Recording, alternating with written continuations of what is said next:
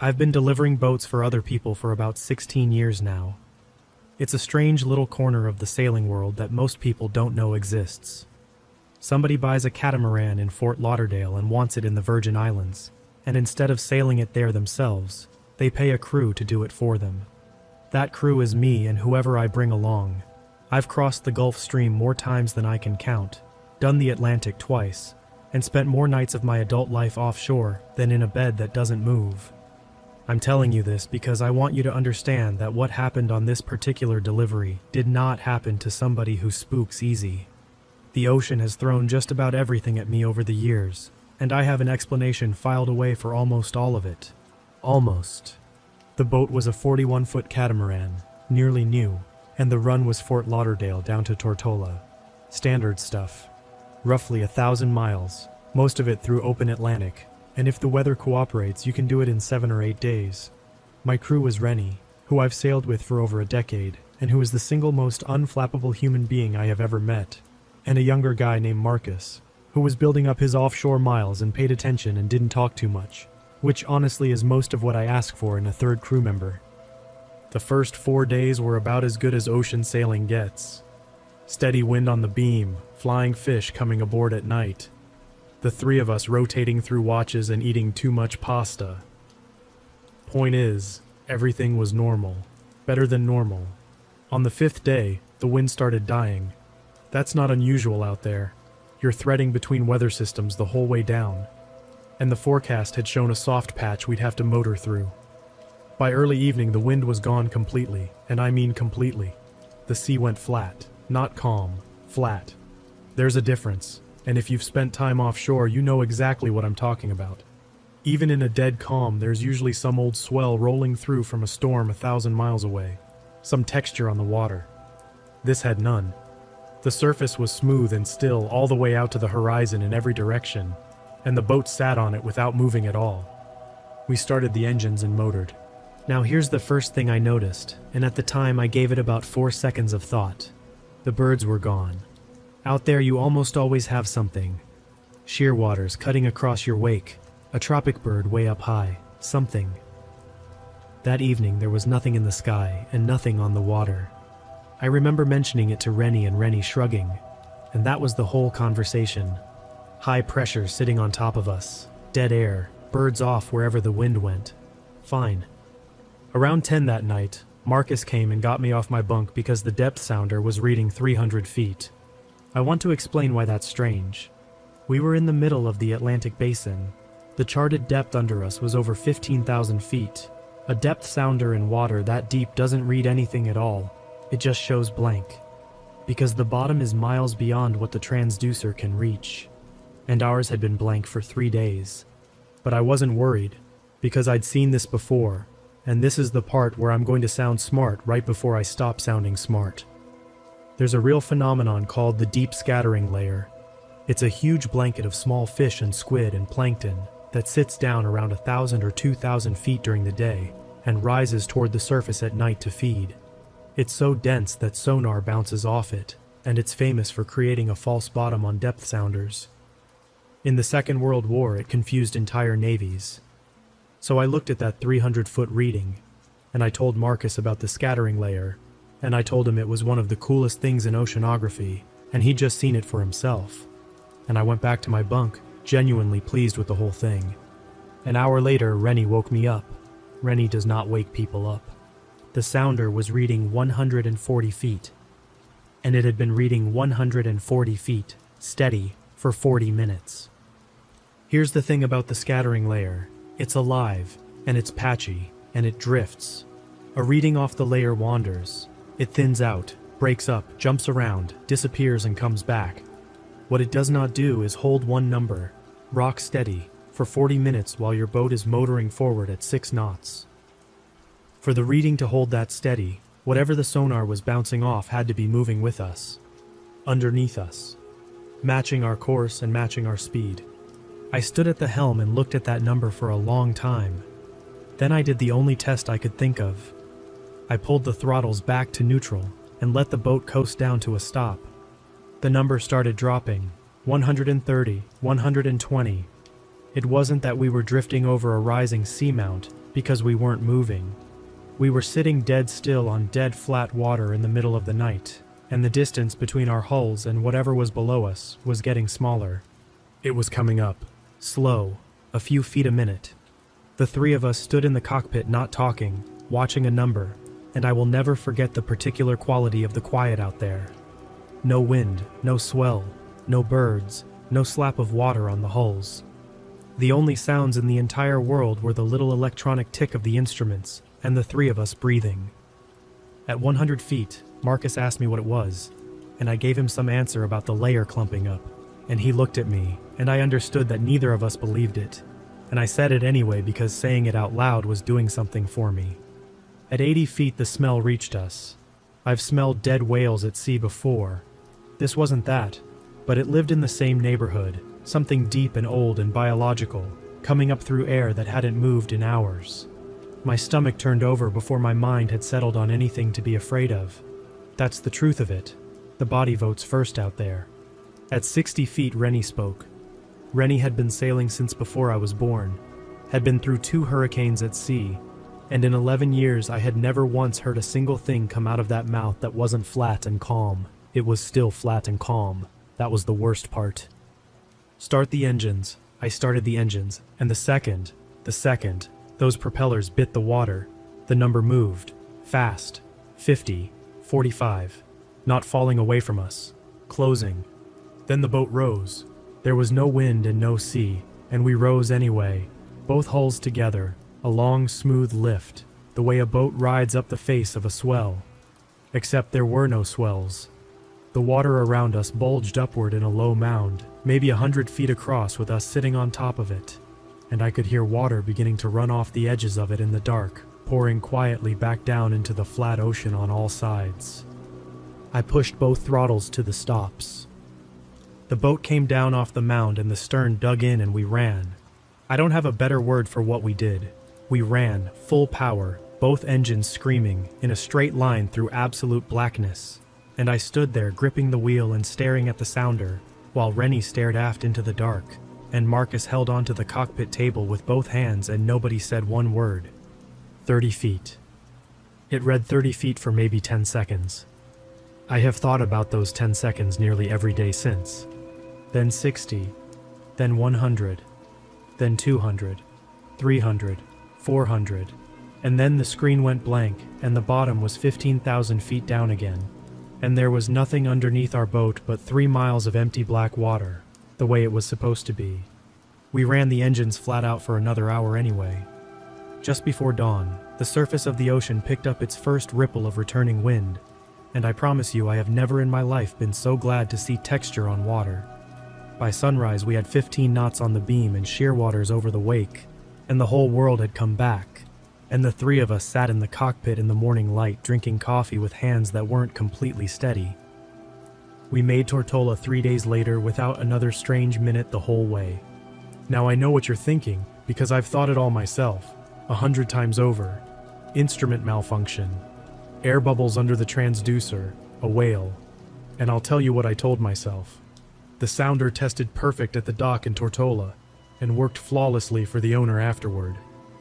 Bubbles don't hold a steady reading for 40 minutes, and then track a boat that's changing speed. And I've been around whales my whole working life. Whales breathe, whales surface, whales show themselves. Whatever spent that night underneath us never once broke the surface, and it was reading on that sonar as something wide enough to lift a 100-foot circle of ocean with our boat on top of it. I only ever told this story to one person outside the boat, an old delivery skipper I've known for years, a man with twice my miles, sitting at a bar in St. Martin. I laid the whole thing out and waited for him to laugh at me. He didn't laugh. He looked at his drink for a while, and then he asked me one question. He asked whether the birds had left before it started. I said yes. He nodded and paid his tab and told me the birds always know first, and that was the entire conversation, and he has never brought it up again, and neither have I. I still do deliveries. I still love the work. But I check the charts differently now, and when the wind dies all the way out in deep water, I don't wait around admiring the calm. I start the engines, and I keep moving, and I watch the sky until I see a bird. To this day, I have no idea what was under that boat. I don't think I want to know. Some part of me is certain that the only reason I'm here telling you this is that it decided we weren't worth the last 30 feet.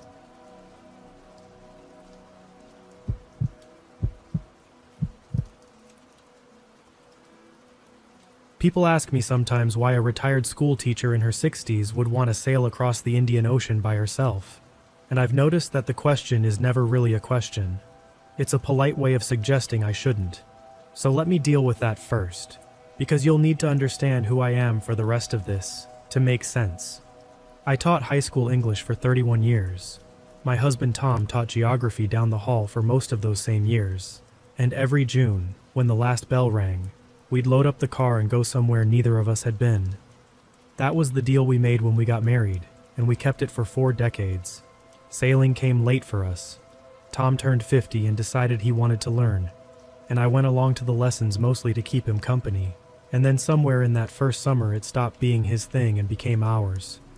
We bought a boat, a tired old 36-foot sloop that we spent 3 years fixing up, and we named her Vesper, which was my choice because it means evening prayer and because I liked how it sounded on the radio. The plan we talked about for years, the big one, the retirement dream, was to sail her across an ocean. We got as far as choosing which one. The Indian Ocean, the trade wind route, because Tom had taught about those winds for 3 decades off a laminated map and said he wanted to feel them push our own boat for a change before he got too old to steer it. He died 4 years ago.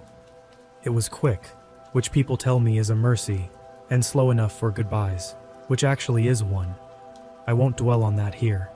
I'll only say that after a year of sitting in a quiet house being handled gently by everyone I knew, I went down to the marina, took the winter cover off Vesper, and understood that I was going to do the crossing anyway. Not as a tribute. Nothing so grand.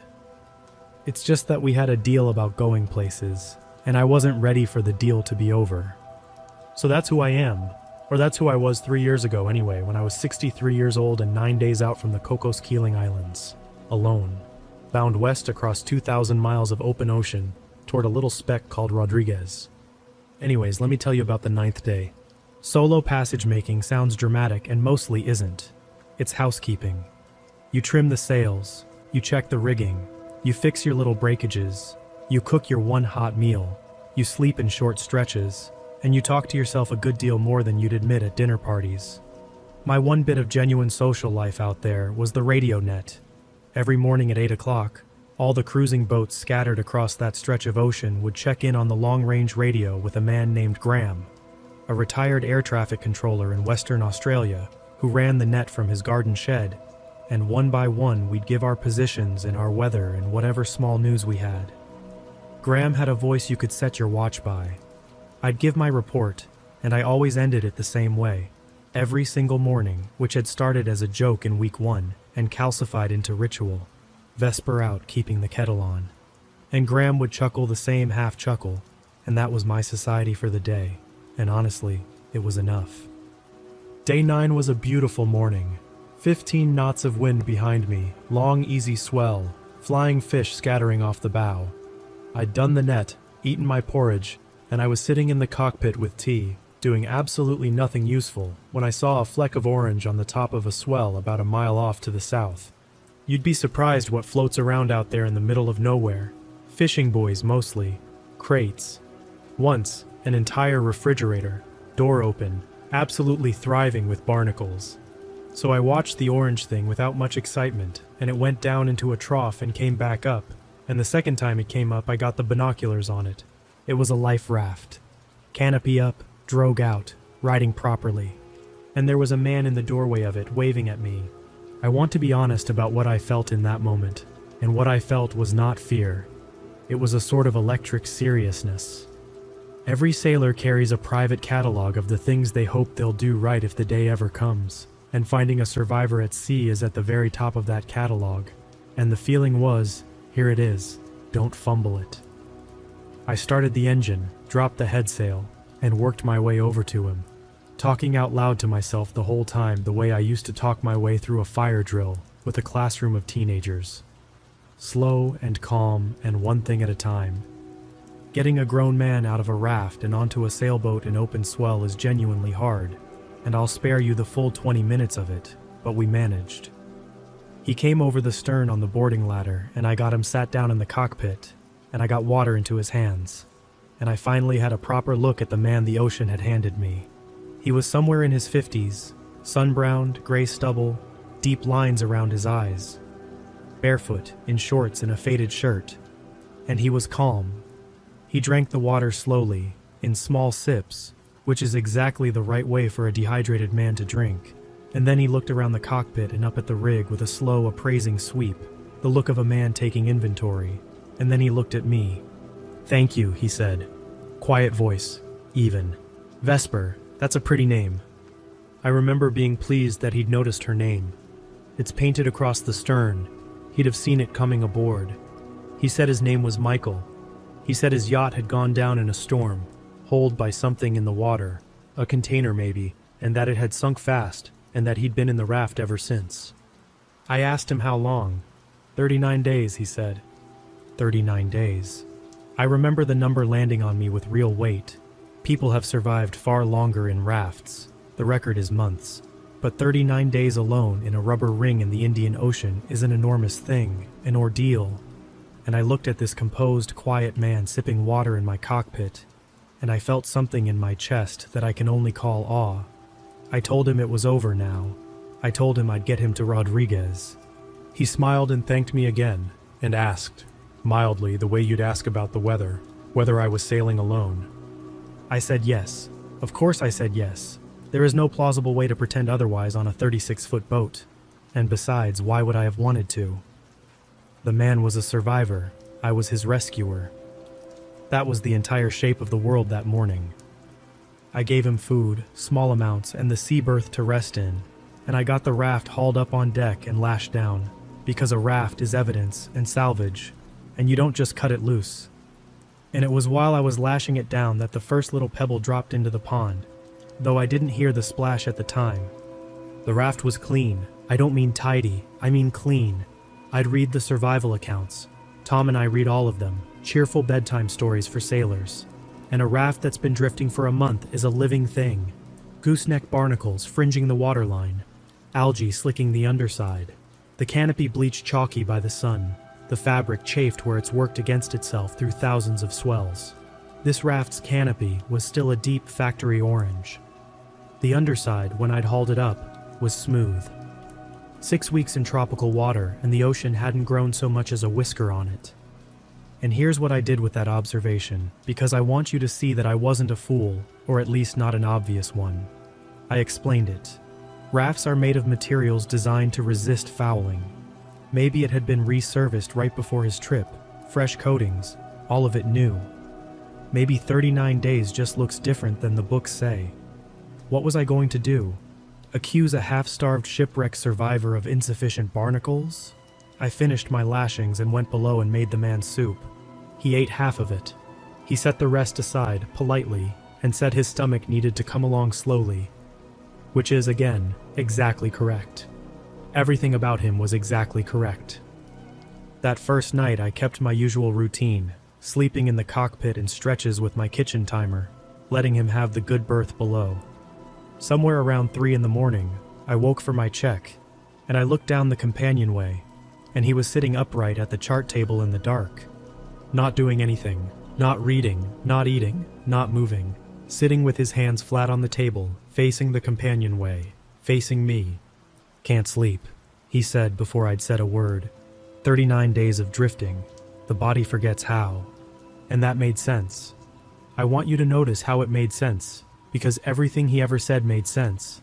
Sleep disturbance after an ordeal, of course, naturally.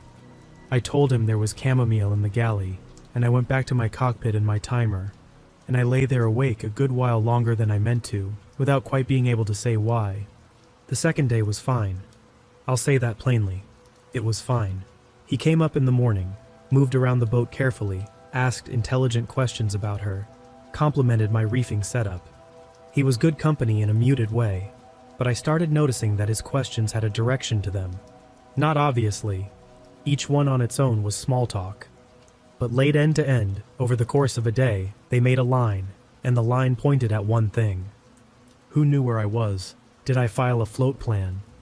Was anyone meeting me in Rodriguez? Did my family track my position? That radio net I talked to in the mornings, did they take positions, or was it just chat? Did boats ever miss a check-in? What happened if they did? I answered honestly, because the questions came at me hours apart, wrapped in ordinary conversation, and each one seemed natural in its moment. Yes, the net logged positions. Yes, Graham noticed when boats went quiet. My daughter had my rough route. People would miss me, I said, laughing, within about a day. He nodded along warmly. Good, he said. That's smart. A lot of people just vanish out here, you know. Nobody's fault. The ocean's big. That night I woke at my 3 o'clock check, and he was in the companionway, standing on the steps, half in and half out, facing the cockpit, his head and shoulders in the starlight. I honestly don't know how long he'd been there. When my eyes opened, he was already looking at me, and he didn't startle, and he didn't look away, and he didn't explain. He said he was getting some air. Then he went below. I did not sleep again that night. I lay in the cockpit doing what I imagine you're doing right now, going back through everything with the lights on, the clean raft, the full water jugs I'd found lashed in it, which I'd read as discipline, rain catchment, a careful man rationing well, the flares all present, his skin weathered but whole, no salt sores, no boils, none of the ruin that 39 days of wet and sun writes on a body, the soup he never quite finished, the sleep that never came. Any one of those things, explainable. I'd explained them. I'd been explaining things for 2 days straight, and I was starting to hear the sound of my own explanations. And it was the sound of a woman talking herself past something her body had already decided. Because that's the truth of it. My body knew first.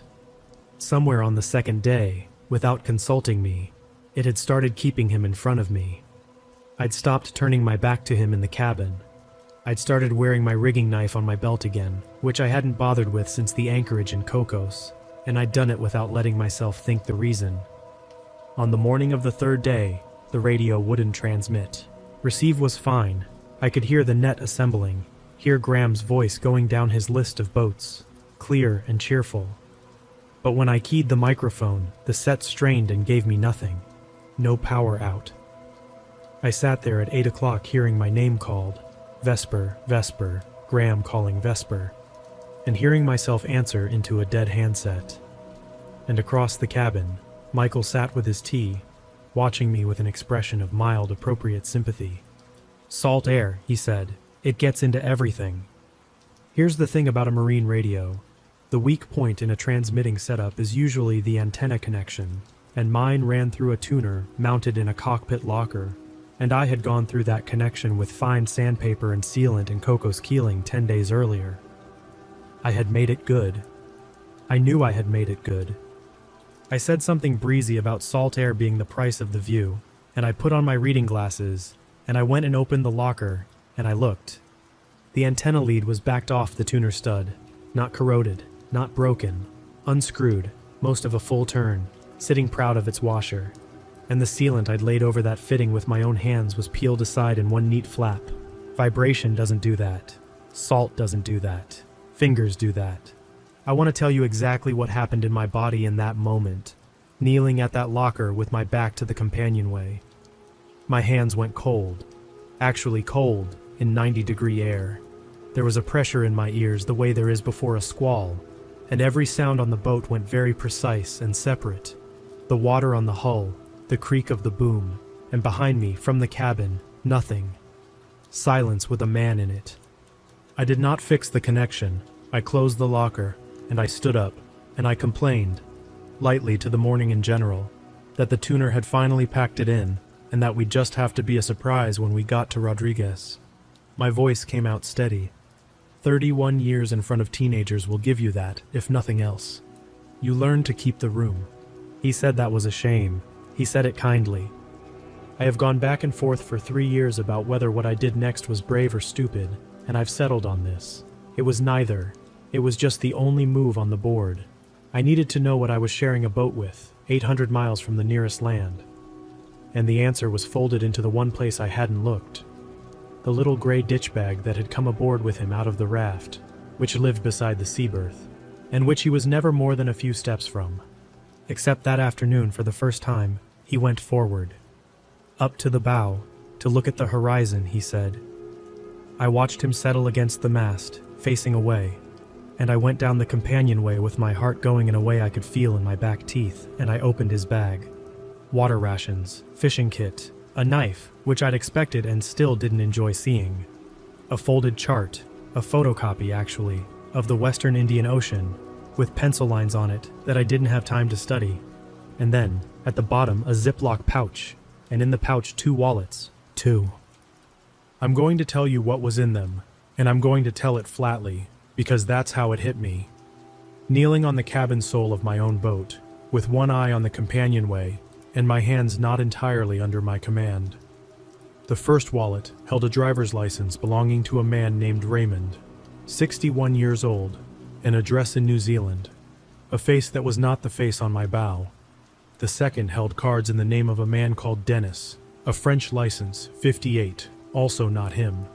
And beneath the wallets, loose in the pouch, was a woman's ring, a thin gold band with 3 small stones, worn smooth on the inside from decades on the same finger. 39 days, he'd said.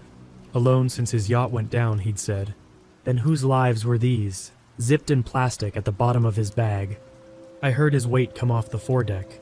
I had the bag closed and stowed and myself standing at the galley filling the kettle by the time his shadow crossed the companionway. And I will tell you that filling that kettle, keeping my hands slow, keeping my shoulders loose, was the hardest physical work I have ever done in my life. He came down the steps. He stopped, and I felt him stand there behind me, longer than a man stands for no reason, and the water ran, and my heart hit the walls of me, and then he moved past to the Seabirth and said something pleasant about the wind holding. To this day, I don't know if I left something an inch out of place. I don't know if he knew that afternoon, or suspected, or simply lived in a permanent state of watching. It didn't matter. The situation was now perfectly clear, and it was this. I was alone in the middle of an ocean with a man carrying dead men's wallets. My transmitter was sabotaged, and he believed, because I'd cheerfully told him so, question by harmless question, that if I went silent, the alarm would take days to raise, and the search would come to a patch of empty water. The ocean's big. Nobody's fault.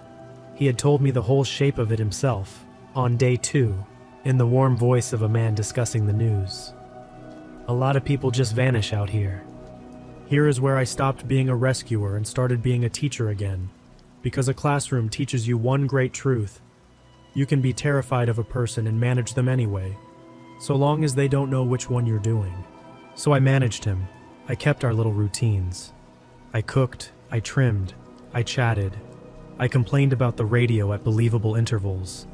I let him hear me tell the empty air that my daughter was going to be furious when I turned up out of contact. And I waited for the one window I knew came every day, the half hour each afternoon when he went to the head, and then lay in the Seabirth with his eyes shut, not sleeping, never sleeping, but stationary, behind a drawn curtain.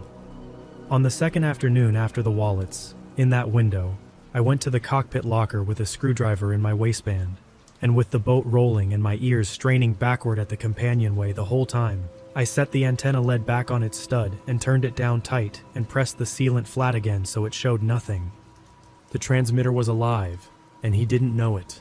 The next morning at 8 o'clock, I sat at the chart table with him 4 feet away drinking his tea, and I keyed the microphone for the first time in 4 days, and I heard Graham's voice snap to attention across 2,000 miles. Vesper, there you are, we've been calling. And I laughed a big, easy laugh and blamed my tuner and my own poor soldering, and I gave my position, and I said brightly that I had wonderful news, that I'd picked up a survivor from a raft, one soul, in good health, and there was a pause on the frequency that told me every boat on that net had just sat up straight. And then I finished my check-in.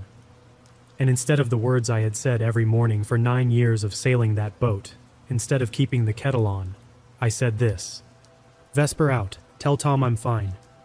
4 feet away, the man who called himself Michael sipped his tea and looked mildly pleased for me. The radio was silent for 2 seconds, maybe 3. My husband has been dead for years. Graham knew that.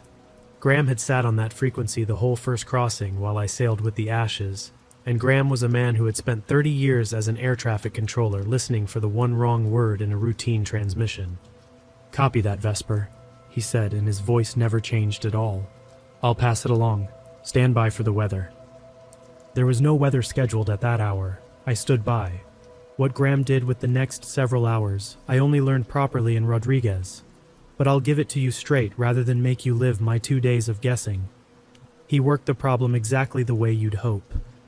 He came back at intervals with ordinary-sounding questions a chatty net controller might ask. Was the survivor a big fellow? Did he need medications? Would I like Graham to notify anyone?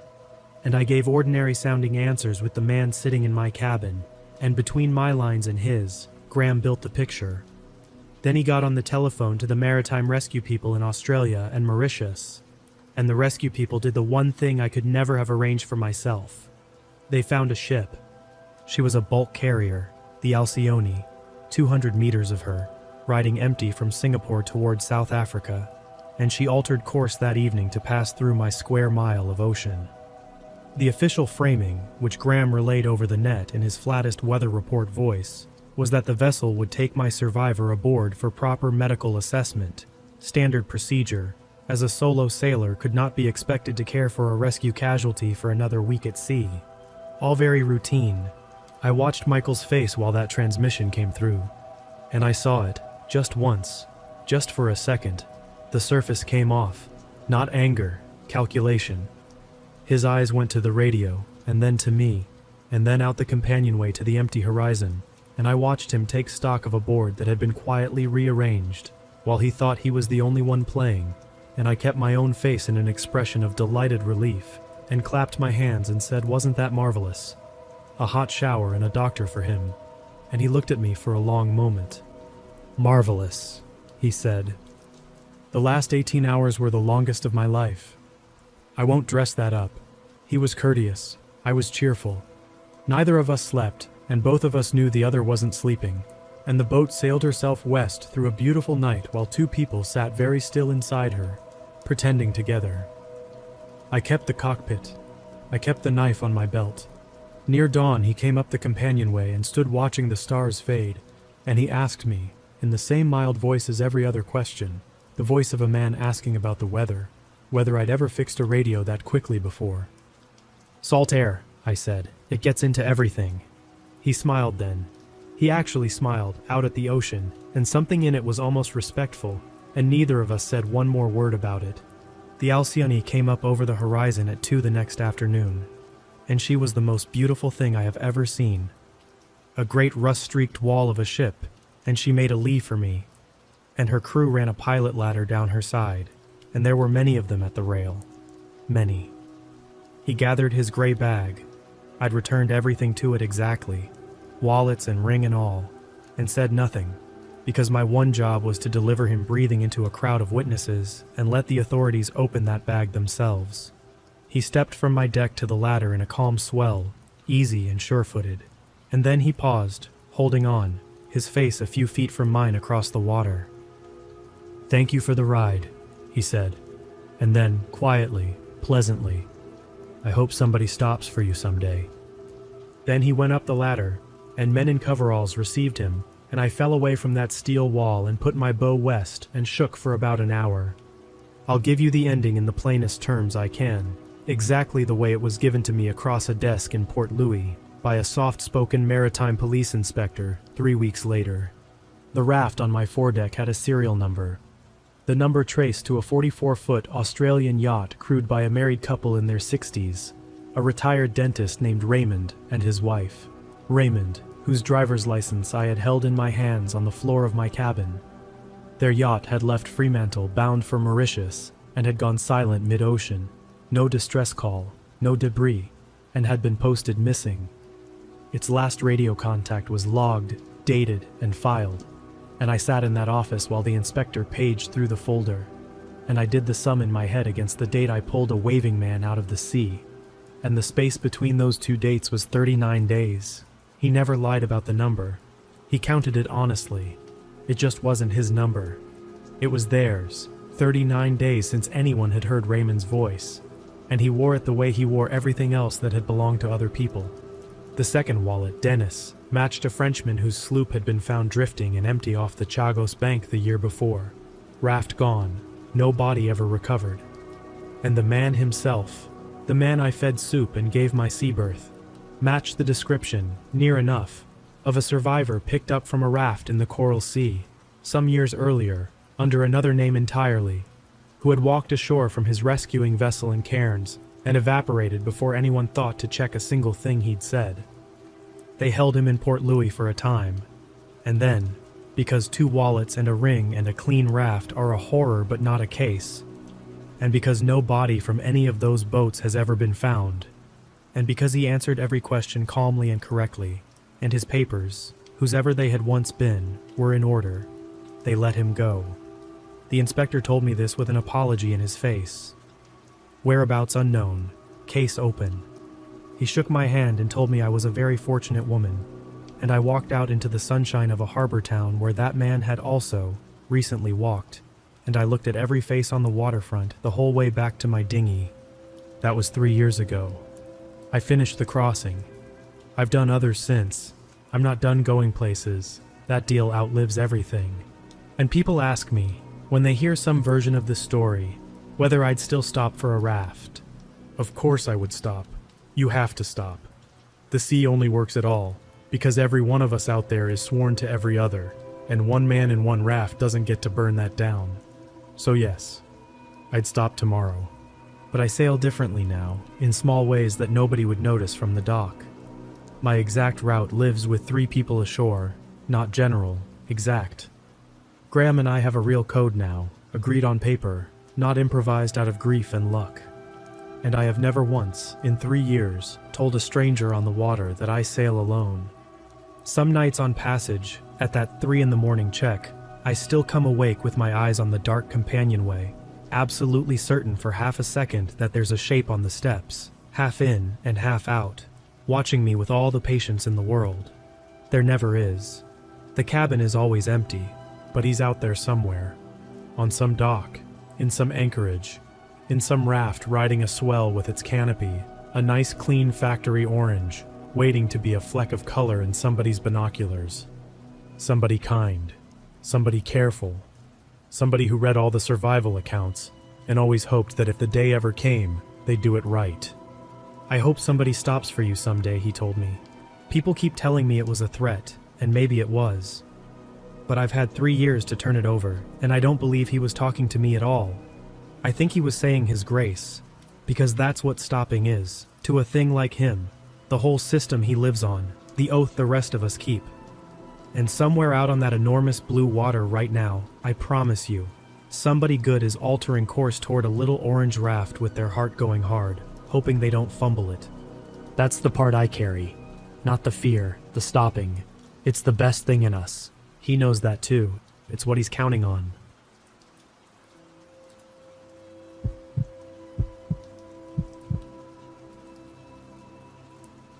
I'll be straight with you right from the top. I never believed in any of this stuff. Not ghosts, not omens, not any of it. I want that on the record, because the guys I used to work with would tell you the same thing about me. If you'd asked around the shop about who's the last man on the payroll to come home with a ghost story, they'd have said my name before you finished the question. That was my reputation. That was my whole personality, honestly. And I'd have been proud of it. So keep that in mind while I tell you what happened to me, 190 feet under an oil platform in the Gulf of Mexico. Some background first, because most people have no idea my job even exists. I was a commercial diver for 11 years, not the fun kind. Not reefs and sea turtles. Commercial diving is construction work that happens to be underwater. You're a welder, a rigger, an inspector, a mechanic. You're just doing it in the dark, in a helmet that weighs about as much as a bowling ball, breathing gas that comes down a hose from the surface. That hose is called an umbilical, and it's your air, your comms, your heat, and your way home, all in one bundle. You learn to love that hose more than you love most people. I got into it at 22 because a guy at my gym wouldn't shut up about the money, and I stayed in it because it turned out I was good at it. I came up through inland work first. Bridges, dams, water intakes, black water jobs where you can't see your own gloves, and you do everything by feel. Then I got picked up by a company out of Louisiana doing offshore work, and that became my life. 3 weeks on, whatever off. Platforms all over the Gulf. The job that matters here was an inspection contract on a production platform about 100 miles off the Louisiana coast. I'm not going to name it. People still work out there, and it's not their fault what's under them. But I'll tell you about it, because the history is the whole story. The platform was old. It went in back in the 1970s, and it had been through 3 owners by the time I ever set foot on it. The company that built it and ran it first, I'll call them the old operator, had a logo you'd know if you were from the Gulf Coast and old enough. A pelican, diving, inside a circle. It used to be on signs and hard hats and coffee mugs all over that part of the world. It's not on anything anymore, and here's why. In the early 80s, that company had an accident on this exact platform. 3 men died in the water doing structural work down at the base, at one of the big concrete caissons the legs tie into. I've heard 4 different versions of what happened. A habitat flooded, a differential pressure thing, a bad gas switch. And I genuinely don't know which is true, because the company settled everything quiet and then got bought out a few years later, and the new owners painted over every pelican on that structure. New name, new colors, new safety record. That's how it works out there. The steel stays, the name changes. By the time I was working it, that accident was 40-some years old. It was a story the old hands told the new hands, the way every platform's got a story. And down at the base of the North Caisson, there was a sealed maintenance hatch, a steel access cover, welded shut, that supposedly led into the old work chamber where those men died. After the accident, the story went, the company pumped the whole chamber full of concrete. Sealed it, filled it, done. The hatch was just left there on the outside. A door on a wall with nothing behind it but solid concrete, 40 years deep. Divers being divers, everybody had something to say about that hatch. Guys would knock on it for a joke. One tender swore his diver heard knocking back, and everybody laughed at him for a full hitch, and I laughed the hardest, because that was my role in the ecosystem. I was the guy who kept everybody sensible. Anyways, the job. We were doing a full structural inspection. Welds, anodes, marine growth, the works, top to bottom on all the legs. Weeks of diving. My regular partner on that hitch was Curtis, and I want to spend 1 minute on Curtis because he matters to me. Big, quiet guy from Mississippi, 10 years older than me, hands the size of dinner plates. We'd been paired up on and off for 6 years. Underwater, we didn't even need the comms half the time. I could read his light. He could read mine. When you dive with a man that long, you develop something I don't have a good word for. Trust isn't strong enough. He's the other half of your nervous system. The dive I'm going to tell you about was a night dive, which sounds dramatic, and isn't. Below a certain depth, it's night all the time. The sun quits somewhere above you and never tells you when. We dove around the clock on that job. This one just happened to start around 11 at night, topside time. The task was simple.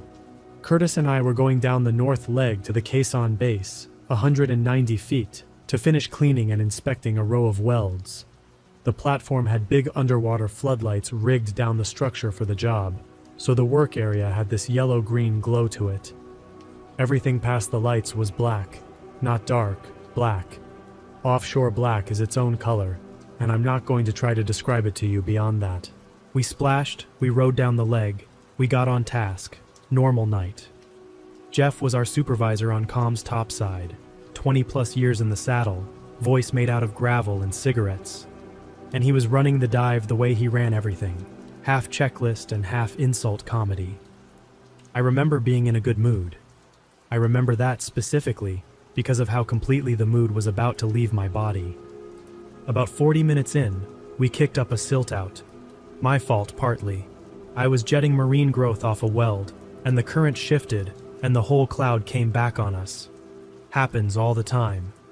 Visibility went from 20 feet to 0 in about 4 seconds, and I mean 0. Glove against your faceplate 0. Standard procedure. Stop, settle, let it drift off. Curtis was maybe 15 feet from me when it closed in. I told Jeff we were silted out and holding. Jeff said, "Copy, take a break, try not to die," the usual. And here's the thing about sitting in a silt out at night at 190 feet. There's nothing to do.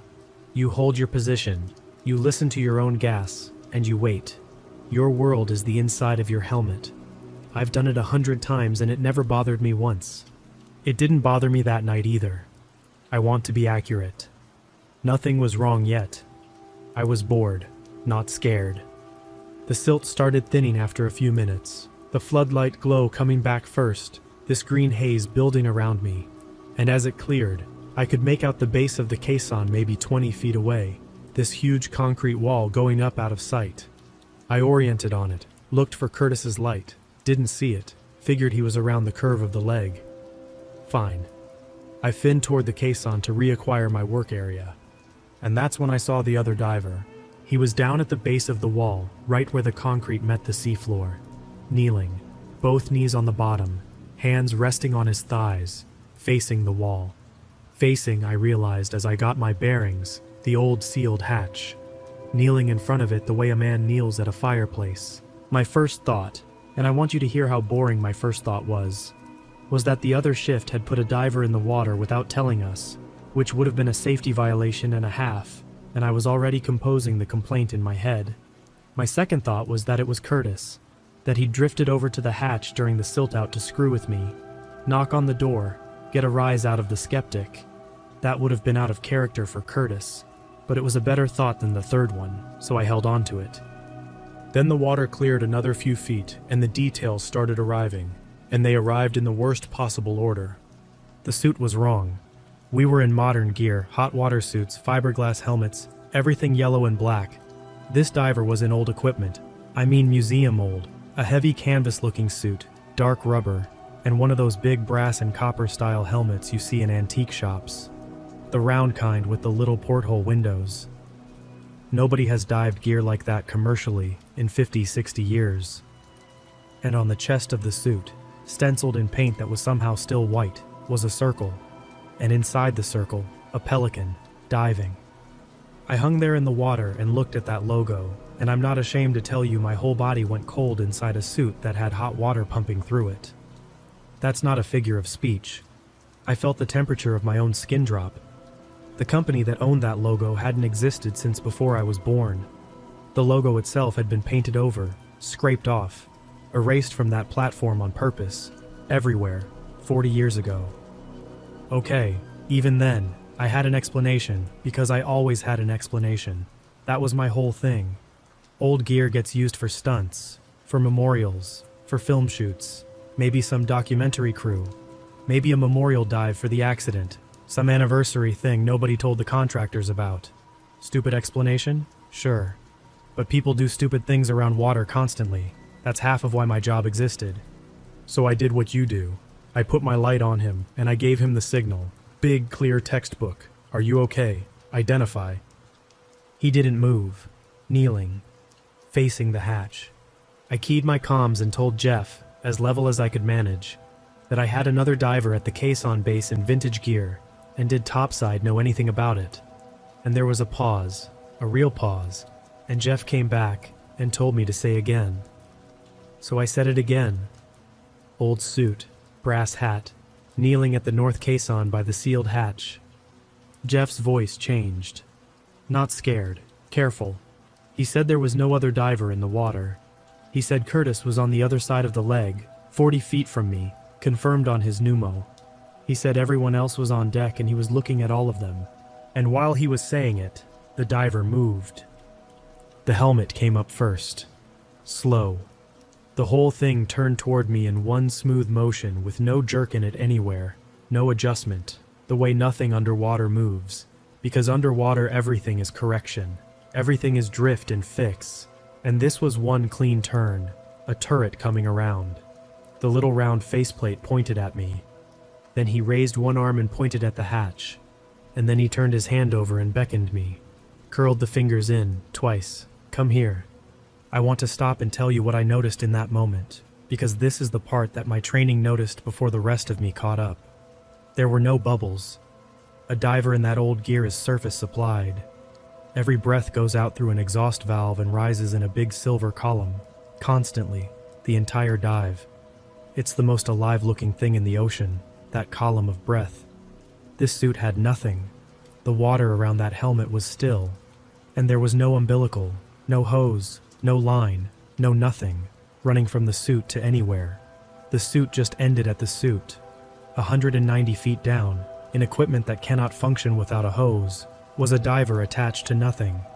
Jeff was in my ear asking me what I was seeing, and I heard myself tell him, and my voice sounded normal, which amazes me to this day. Some professional layer of me was still filing reports, while the rest of me stood at the top of a very long staircase, feeling the first step start to tilt. Here's where I made the decision that I've turned over every night for years. I went closer, and I need you to understand why, because it's the only thing in this story I need you to understand. Everything I was looking at was impossible, and my brain, my good rational brain that I'd built my whole reputation on, took all that impossibility and assembled it into the one shape it could still accept. This is a man in trouble. Some poor guy in antique gear on some unauthorized stunt, out of air, cut loose, dying in front of me. Disoriented people do bizarre things. Dying divers kneel down. Every impossible detail could be a symptom of an emergency, and I had spent 11 years being the man who goes toward the emergency. That's the whole oath of the job. You go get him. So I went and got him. I finned in slow, 10 feet 8'6", announcing myself with my light, telling Jeff I was making contact, and Jeff telling me to hold off, wait for Curtis, and I heard him, and I kept going because the hand was still beckoning, patient. 2 curls of the fingers, over and over. At about 4 feet I got my light square on the faceplate. There was no face. I don't mean it was too dark to see one. My light was directly on the glass from an arm's length away. Behind that little round window there was water. Black water, moving. Swirling in there, slow, with fine silt turning over in it. The way water moves in a jar you've just shaken. The suit was flooded, and it was kneeling, and it was beckoning, and my light was shaking on it now, because my hand had started shaking, and I watched my own beam tremble on that porthole of turning black water. And then something came up to the glass from the inside. Pale, slow. It pressed flat against the inside of the faceplate, and my whole body was screaming face, braced for a face, and it wasn't a face. It was a hand. A hand, palm out, pressing on the glass from inside the helmet. White. Wrinkled soft the way skin goes after too long in water. Pressing flat and then dragging, slow, downward. The pads of the fingers squeaking against the inside of the glass, and I heard it. Through the water and the helmet and everything, I heard it. Everything after that happens fast, so I'm going to slow it down for you, the way it's slowed down for me 1,000 times since. The floodlights died. All of them. The whole rig's underwater lighting, gone in one beat, and 190 feet of ocean shut its eye. I had my hat light, a little cone of yellow reaching maybe 3 feet into pure black, and the kneeling thing was outside that cone now, somewhere to my left, 4 feet away in the dark. I keyed comms and I said the lights went, and nothing came back. No Jeff, no static even. And listen, comms fail all the time, but a dead channel has a sound, an absence. This wasn't absent. The channel was open. I could feel the line was live the way you can feel a person standing behind you in a dark room. And then, in my ear, breathing, wet breathing, close and slow, in and out, right against the microphone, on a hardwired channel that ran from my helmet up a hose to a panel where Jeff sat. There is no way in. There's no frequency to hijack. It's a wire. I hung there in the black, not moving, and the breathing went on, and then it stopped. The way breathing stops when someone's about to speak. And a voice said, "Don't leave me down here." It was my voice, not similar, not close, mine. I have heard my own voice on recordings my whole life and hated it the way everybody does. And that is what came through the wire, quiet, right in my ear, in the dark, wet at the edges. My voice begging me, "Don't leave me down here." The lights came back, all of them at once. The whole green-yellow world snapping back into existence, and I spun with my hands up, and there was nothing in front of me. The seafloor at the base of the caisson was empty. No diver.